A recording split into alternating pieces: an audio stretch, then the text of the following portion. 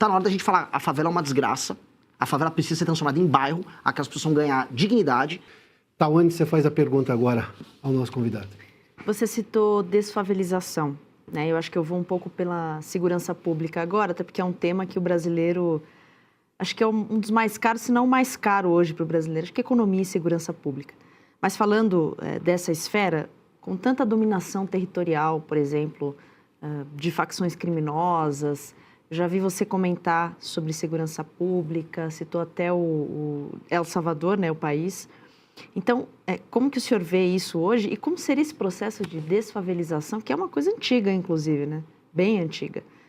Olha, quem dera fosse uma coisa antiga. Fala-se nesse tema, mas é um tabu tão grande falar sobre desfavelizar, porque na prática a gente há muito tempo, especialmente começando no Rio de Janeiro, a gente começou a achar que a favela faz parte da nossa identidade. Não porque tinha um cartola na favela, era um poeta da favela. Você pode ser um poeta e não morar na favela. Acho que essas coisas... Você tem grandes poetas na história humana que não precisavam morar em favela. Você não vai justificar a ausência de saneamento básico, presença de tuberculose em populações humildes e comando naquele bairro por parte de facções com base num poeta ou num samba. Só que nós fizemos isso. Faz parte de um processo histórico muito destrutivo de autossabotagem que nós tivemos. Vou começar pela parte de segurança e eu vou chegar na desfavelização, porque essas coisas estão muito conectadas. Inclusive, no próprio Livro Amarelo 2, a gente junta os pontos. A favelização, ela acontece no Brasil, ela acelera muito nos anos 60, 70, 80 e 90, que é quando a gente tem um boom demográfico, e é quando, no meio do regime militar, você tem a crise do petróleo, e aí toda aquela formação de capital bruto, ela se interrompe. O Brasil acaba caindo no lance da dívida externa, começa a parar aqueles mega investimentos, e aí a gente começa a sentir como o aumento da nossa infraestrutura diminui e o investimento urbano nas periferias, em casas e prédios, simplesmente não acontece. Então você tem um boom de pessoas nascendo, boom de pessoas migrando para as cidades, incapacidade do Estado em responder isso, e aí você tem a destruição das grandes cidades que passam a ficar altamente favelizadas. São Paulo, Belo Horizonte, Rio de Janeiro, todas as grandes capitais do Nordeste. E aí você criou aqueles bolsões. Nesses bolsões, o Estado não está presente. Ali e nas cadeias começam a surgir as facções. E aí você tem dois modelos de facção, dois modelos de administrar isso. O Comando Vermelho, que tem um modelo mais clássico, ele tem um modelo que eu chamo de horizontal. Que você olha no horizonte, o mapa, vai ser aqui, ó, essa área aqui é do Comando Vermelho, essa aqui é do ADA. Você separa o mapa. Comanda o espaço. Eles comandam o espaço. E ali dentro, eles usavam para vender droga, para beneficiar, às vezes, né? Pegar o pacotinho da droga, dobrar, botar os aviõezinhos. Depois eles começaram a colocar serviços. Hoje tem serviço até de internet tocado pelas facções. E do outro lado, o PCC veio com um modelo diferente. Começa na cadeia, pode ter também, quando interessa a ele, a dominação horizontal, mas ele faz a dominação vertical, que é a dominação das instituições. Invadem Ministério Público, invadem polícia, invadem a política, invadem o judiciário, ONGs, empresas do mercado financeiro, combustíveis. Eles estão gigantescos, têm controle de toda a região. Laboratórios de análises clínicas que atendem várias cidades em São Paulo e funcionam. O problema do PCC é que ele funciona. Ele realmente distribui o combustível dele, a REAG atuava no mercado financeiro, eles funcionam e eles são mais difíceis de pegar porque é um inimigo mais invisível. Pois bem, veja que questões Uma ponderação. O Fábio fez menção a um ponto aí, desculpa, Renan, é a sofisticação com que o PCC atua. Não é uma coisa grotesca, é criminoso, óbvio, ninguém está... Estão na Faria Lima, eles têm doutores. Mas é uma coisa sofisticada, diferentemente do que era, por exemplo, aquelas facções do Rio de Janeiro. Sim. O Comando Vermelho... Desculpa, Fábio, só para complementar. O Comando Vermelho nunca conseguiu ter a sofisticação técnica do PCC. O Comando Vermelho é mais brutal. Tanto que o Comando Vermelho avançou no Nordeste, e eu pude viajar pelo Ceará e pegar. Eles estão tomando o Ceará. Muito por conta da fraqueza do governador. O governador não botou a polícia para resolver, porque não é que eles também contam com grandes tropas. Eles vão indo na ausência do Estado, vão se estabelecendo e tomando os locais. O caso mais bizarro é de uma cidade que chama Santa Quitéria, tem urânio em Santa Quitéria, e o Comando Vermelho se aliou com o prefeito ganhou a eleição usando o Comando Vermelho, e eles estão presentes ali na cidade. É um caso público, todo mundo sabe, o prefeito inclusive foi afastado por ligação com o Comando Vermelho e pagou prêmios para o Comando Vermelho por ter participado da eleição dele, e a população, houve uma eleição suplementar, a população inclusive elegeu o filho dele, mostrando que o buraco no Brasil é sempre bem mais embaixo do que a gente imagina. Então o Comando Vermelho é mais brutal, ele é mais claro, você consegue entender e ver isso, e o PCC é mais sofisticado e fatura mais. O PCC tem um controle hoje da fronteira do Mato Grosso do Sul E o PCC tem a rota caipira para trazer essa droga até o Porto de Santos. E lá no Porto de Santos, no redor, na Baixada Santista, eles têm um controle territorial, que é onde eles processam a droga. Tem empresas de containers que eles que recebem, conseguem muquear, por exemplo, cocaína junto com outros produtos que têm uma densidade similar, colocam dentro dos navios e aí eles vão exportando para a Europa numa operação que é bilionária. De um lado, nós temos que usar a violência do Estado de maneira muito clara e a alteração nas leis, a aplicação do direito penal do inimigo, para você fazer a tomada daqueles territórios e o Estado se restabelecer. Esses territórios que em grande parte são favelas. Que não só, mas quase, assim, nem toda tomada de território por parte do Comando Vermelho era uma favela, mas toda favela está tomada por alguma facção. Isso em praticamente todo o Brasil, salvo raríssimas exceções.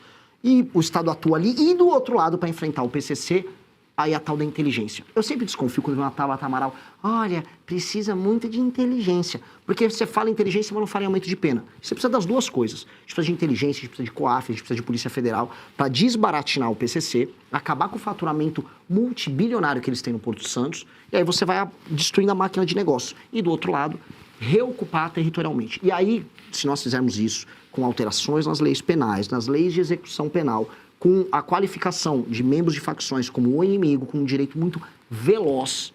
Quando a gente fala, quem quer chamar o cara de inimigo? Todo cara que é membro de uma facção, o sujeito ele não tem mais presunção de inocência, ele tem presunção de culpa. Se você é listado, você é um membro do Comando Vermelho, você está lá ostentando um fuzil, um policial te pegou, você vai preso na hora. Inafiançável, você não tem progressão de pena, você não tem esses recursos. Isso é tratá-lo como um inimigo do Estado, porque ele se coloca como inimigo do Estado. Feito isso, nós podemos aí sim tratar do tema que para mim é apaixonante, que é como recuperar as nossas cidades. As cidades do Brasil são feias. Todo mundo sabe que morar numa metrópole no Brasil é uma experiência muito ruim. A gente fica com aquela loucura, não, o Rio é lindo. O Rio é lindo numa faixa, o Rio está todo favelizado, o Rio está todo destruído. As capitais do Nordeste estão todas favelizadas. São Paulo, o entorno da cidade inteira é favelizado. Aquelas pessoas vivem mal, não tem saneamento básico. E recuperar o espaço urbano, recuperar a paisagem, é recuperar a dignidade institucional do Brasil. E aí a gente pode falar que nós somos sérios. A China não se deixou favelizar. A Singapura era favelizado e desfavelizou. Nós não podemos permitir que a favela seja parte da nossa alma. Que a nossa produção cultural tenha que vir da favela. As meninas na favela, a taxa de gravidez na adolescência é muito maior. Casamentos destruídos ou mães solteiras sem a presença paterna, muito maior. Índices de desempenho escolar dos alunos em regiões em que há favela são piores. Presença do crime, maior. Tá na hora da gente falar, a favela é uma desgraça, a favela precisa ser transformada em bairro, aquelas pessoas vão ganhar dignidade e aquele modo de se viver precisa ser alterado, pra gente tratar eles como cidadãos. Hoje, a pessoa que mora numa favela, no fundo é como se fosse um estrangeiro no Brasil, vivendo no Comando Vermelho estão, no do TCP estão, no PCC estão. A gente tenta tornar essas pessoas brasileiras. Só que aí, sem me estender, mas que é um assunto para mim apaixonante. Aí tem que ter espaço fiscal. Estamos falando aí de pelo menos 900 bilhões em investimentos. Só espaço fiscal ou também desobediência civil de quem está no comando? Porque, vamos lá, vou dar dois exemplos muito rápidos e são reais da realidade brasileira. Às vezes você tinha uma medida do executivo para resolver um problema de uma favela. A favela estava na beira de uma estrada, ou seja, corria-se risco, ou estava na beira de um manancial, que era problemático para quem morava lá e para quem não morava lá. Bom, vinha o Ministério Público e dizia o seguinte, não, ele não pode ser retirado aí. Vou tentar levar algum serviço básico, seja algum saneamento. Não pode, porque essa é uma área de manancial, não deveria ninguém estar morando aí. Não acontecia absolutamente nada. Não, acontecia assim, aumentava-se a favela. Se eu, por exemplo, pego uma pessoa que roubou hoje, que tem um problema, vai cair na tal da audiência de custódia, que esse é o entendimento do Supremo. Você acabou de dizer, poxa, se roubou, ele tem presunção de culpa, se ele está exibindo... Não, mas é crime menor, enfim, vem uma desculpa. Quem decide soltar é a justiça, mas quem tem quem tem a pessoa presa é a polícia. Se o senhor fosse o presidente do país, se tivesse, por exemplo, um preso na Polícia Federal, obviamente, não na Polícia Estadual, o senhor diria ao Supremo, não vai ficar preso porque não tem nada aqui de presunção de inocência, presunção de culpa. Aí é desobediência civil. O senhor está disposto a enfrentar o Supremo Tribunal Federal ou qualquer instância judicial porque vai contra um programa que, teoricamente, foi aprovado nas urnas? Sim. Sim, nós precisamos fazer isso. Essa aqui é uma resposta essencial, inclusive para um público que é muito... O público do Oeste, esse tema é muito caro para eles. Um dos meus heróis é o Ayrton Senna. Ayrton Senna, ele tinha uma seguinte prática como piloto. Ele se colocava numa posição durante uma ultrapassagem de um adversário sobre ele, em que o adversário tinha que ou recuar ou bater no carro dele. Ou seja, ele se colocava numa posição de poder. Ele não estava infringindo as regras, ele estava numa posição de poder. Ou os dois se chocam, ou ele recua.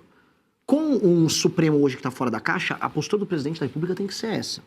Eu vou entrar com... Vou dar um exemplo. Vou fazer o Estatuto da Desfavelização, regulamentando. Ninguém pode invadir. A pessoa participou de uma invasão de uma área pública ou privada para montar uma favela, ela tem que ser presa, na hora. Porque existem movimentos de moradia que ganham dinheiro fazendo isso. Invasão de mananciais. Eu sou de Interlagos. Aquela região foi destruída. Sim. Destruída pelo Tato, é a tal da Tatolândia. E hoje a região pertence ao PCC. A gente sabe como funciona isso. E sim, o Judiciário, Ministério Público, ONGs, eles criaram toda uma indústria da leniência. Mas vamos chegar aqui no STF. Passa o Instituto da Desfavelização e muda as leis penais. Vou fazer uma operação. A lei passa, a lei é enviada pelo Executivo, passa na Câmara, passa no Senado, é promulgada. Vou executá-la. Aí vem a Marina Silva com, sei lá, rede de sustentabilidade, entra no STF e vem um despacho. Decisão injusta e ilegal não se cumpre. Não se cumpre. E essa é a posição que eu falo inspirada no Ayrton Senna. Ele vai querer chocar, então eles que venham se chocar conosco. Eu estou no estrito cumprimento da lei, no estrito dever que o presidente da República tem de entregar lei e ordem para o povo brasileiro. Se eles quiserem se chocar, que se choquem. E aí, quem pode mais chora menos. Em bom português, Piotr. Não vou ficar fazendo provocação, não vou ficar sendo moleque institucional. Agora, o dever do presidente da República... Não está na Constituição o direito à moradia? Essa Constituição maluca que a gente tem, que tem direito a tudo? Não tem direito a nada. O Brasil se favelizou desde a Constituição de 88. Aumentou as pessoas que não têm moradia. Mas não está garantido? Estou lá tentando garantir o sagrado direito constitucional à moradia. Aí vem impedir. Aí você desculpa. Aí eles estão no descumprimento. Quando você fala do modelo do Bukele, o modelo do Bukele tem um enfrentamento institucional, aliás, uma ruptura institucional imensa. E eu nem estou dizendo que sou contrário a isso, muito pelo os resultados estão ali. Agora, fazer o que se fez lá, hoje, na realidade brasileira, parece algo extremamente distante. Mas o senhor está dizendo que o senhor vai fazer isso?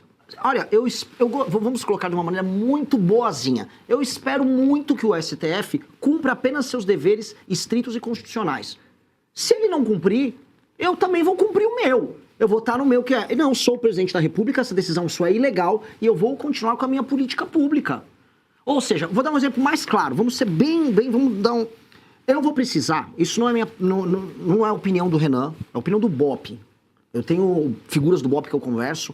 O Busnello, o maior sniper do BOP, talvez, falou: Renan, todas as operações, que mesmo com o GLO, não funcionarão se você não tiver um estado de defesa específico naquela área, porque o traficante se esconde na casa da pessoa e você não tem um mandato. Como é que você vai pegar o traficante? Você vai precisar de um estado de defesa em que aí sim é permitido.